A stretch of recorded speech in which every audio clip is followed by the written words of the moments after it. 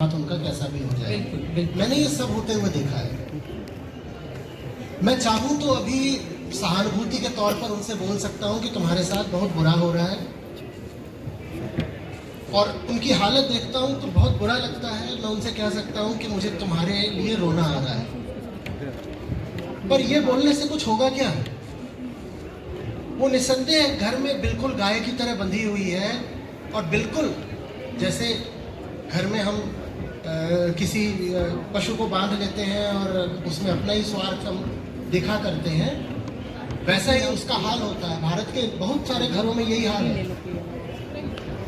बहुत बुरा लगता है, लेकिन मैं पूछ रहा हूं कि सहानुभूति व्यक्त करने से कुछ होगा क्या? ये तो उसको भी पता है कि उसका हाल बुरा है। मैं जाकर के बस डर कहां बैठा हुआ है? आपका डर है जो अंततः आपका शोषण कर रहा है, कोई बाहर वाला नहीं। बाहर वाले को दोष दोगे तो बहुत होगा, अधिक से अधिक सहानुभूति मिल जाएगी, और सहानुभूति देने में मेरी कोई रुचि नहीं है।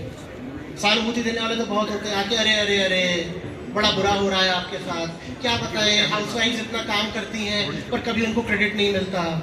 अरे ये जीडीपी कैलकुलेट करने का तरीका ही बहुत बेकार है, हाउस होल्ड वर्क को जीडीपी में काउंट नहीं किया जाता। ये सब लिप सर्विस है, इससे कुछ नहीं होता। ये सब करने से जो घर में खट रहा है उसकी हालत में सुधार हो जाता है क्या? वो तो बस घर में ये कर रहा है कि दिन भर आलू के पराठे और धनिया टमाटर की चटनी बना रहा है दूसरों के लिए, और जिनके लिए पराठे और धनिया टमाटर की चटनी बन रही है वो खा पी के निकल जाते हैं, दुनिया देखते हैं, करियर आगे बढ़ाते हैं, घूमते हैं फिरते हैं, सब तरीके से जो भी उनकी प्रगति है विकास है करते हैं। तो उसमें कोई जाति का वर्ग का भेद नहीं था।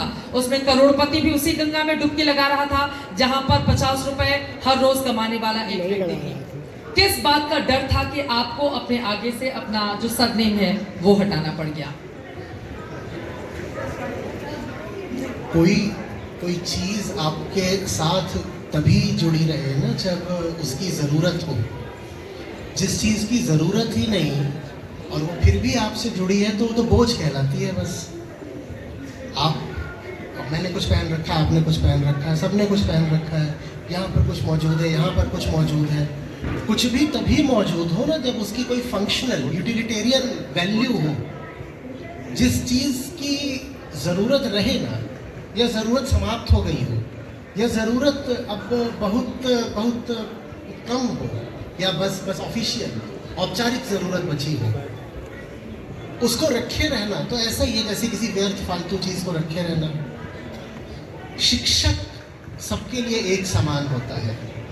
शिक्षक के लिए उचित नहीं है कि वो अपने आप को संकीर्ण बना ले किसी भी वर्ग, गुट, समूह, जाति, पंथ